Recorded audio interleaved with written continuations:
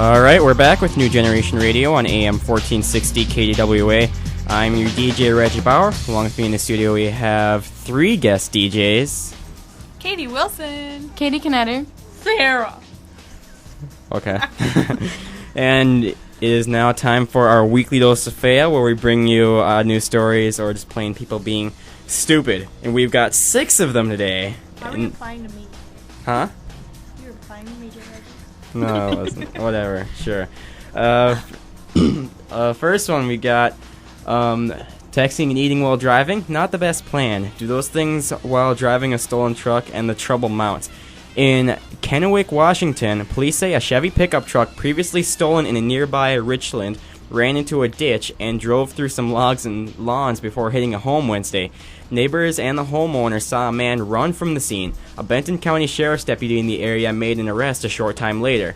Spokesman Mike Blattman tells the Tri-County Herald, "Quit it!" Sorry. The arrested man said he was eating a croissant and reading a text message when he lost control of the truck. At the same time, the spokesperson says 32-year-old Jeremy Kirkendall of Kennewick was booked into the Benton County Jail for investigation of possessing stolen property. Really? Wow. Do you just concentrate on driving? All right, next one we've got... I do that every day. Sure you do. You just told me you didn't have your license yet. 2 more months. Sure. From... I'm not even going to try to pronounce the name of that town. Sheriff's official said a 24-year-old man died on Sunday after he was placed in a professional wrestling chokehold by his 14-year-old relative. Whoa. St. Charles Parish Sheriff Greg Champagne said deputies responded to the 200 block of Murray Hill Drive about 10 p.m. This is like somewhere in Louisiana, I think. After receiving a call reporting the victim was unconscious and not breathing. Officers arrived to find 24-year-old Stephen Arsenal III on the ground receiving CPR from his girlfriend. According to witnesses, the victim and his 14-year-old cousin were watching a pay-per-view pro wrestling event and began to grapple with each other. The boy, who just weighs 110 pounds, placed the 220-pound victim in a position known as the rear naked chokehold. The move involves placement of an arm across the opponent's neck. The witnesses said the teen held the victim in that position for 30 to 40 seconds. He released the man when someone noticed that he was turning blue. Someone then called 911. Detectives are still investigating the incident and have made no arrests. An autopsy is set to be conducted in New Orleans on Monday. He died? Yeah, the 24-year-old died because the 14-year-old, they're like, they're just messing around, and I don't know exactly if the kid's gonna be charged or not. All right, this one, I'm sure many people have heard this one. I happened to see it on the news, otherwise I wouldn't have any idea that it happened. Earlier this month, Justin Bieber decided to have a little fun with his 19 million Twitter followers when he posted a mysterious phone number and told them, "Call me right now."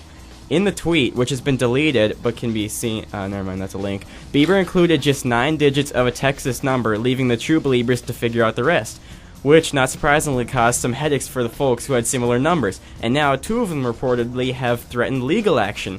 According to TMZ, a pair of Texas residents have hired an attorney claiming that since the tweet, their phones have been ringing non-stop, and they're seeking compensation from Bieber for his reckless behavior.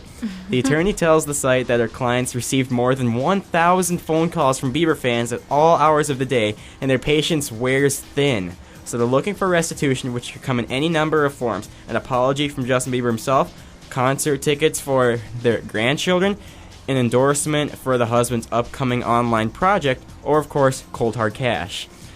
The man, who doesn't want his last name to be revealed, subsequently told ABC News that he's had his number for 20 years and doesn't want to change it just because of Bieber. Of course, there is a question about whether Justin's initial tweets were even authentic or if his account was somehow hacked. Spokesperson for the singer did not respond to MTV News' request for comment by press time. Whoa. I wish I was that caller. I actually heard another news report about it that said the woman, she's like in her 70s, and the woman actually, they changed their answering machine so that it would say, "This is not Justin Bieber's phone number." She was thinking, though. She was thinking. Back later. Exactly. Yeah, that's a good idea, because then that probably decrease it without having to answer the phone or whatever. All right, we've got one from Philadelphia, Pennsylvania. The sidewalk lanes for the digitally distracted may be a joke, but officials in Philadelphia want the public to know the issue is no laughing matter. They put texting lanes on sidewalks as an April Fool's Day thing. And so it says, lines on some sidewalks near City Hall now designate part of the pavement as E-lanes, suitable for chronic texters and digital music listeners, although only through the end of the week. The April Fool's Day prank is one way the city officials are trying to draw attention to the danger of inattentive pedestrians. And yeah, that's pretty much all there is for that one, but I thought it was kind of interesting that we actually have to... I actually heard in some states that you can get arrested for texting while walking. Are you kidding me? I am would be serious. arrested. I would have a fine. I'm serious. I would be in jail. I don't know which states they are, but I heard somewhere that there's some states that have that, and I was like, are you serious? Oh my gosh, Reggie. I would be arrested if that was a law. What did you do for spring break? Oh boy, that was a long time ago. I got stranded in Alexandria for 2 days. I was sick the What whole did you do? I was stranded in North Dakota. Oh. Yeah, pretty much. No, it wasn't that bad. It was a good time. But anyway, back to the fail. We got one from Louisville, Kentucky. Authorities say the Kentucky-Louisville basketball rivalry boiled over at a Kentucky dialysis clinic when one patient punched another during an argument about the teams. Georgetown Police Lieutenant Robert Swanigan says the altercation began Monday. This was the Monday before the big game last Saturday. It began with a verbal exchange between the 68-year-old Kentucky fan and the 71-year-old Louisville fan.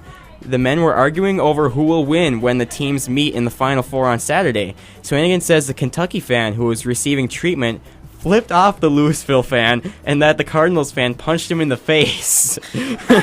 Swanigan says police were called to the Georgetown clinic, but the Kentucky fan has declined to file charges. He says police thought tensions would rise as Saturday's game approaches, which it already did approach. I can't remember who won. I know, I'm probably stupid for not knowing. But the fight at the clinic was stranger than they expected. So yeah, yeah. Hey, this is Reggie. Yeah, I'm interrupting this little YouTube clip or whatever, but I actually did look it up because I felt like I was an idiot. I looked up the score, and Kentucky beat Louisville 69-61, as a lot of people may have known.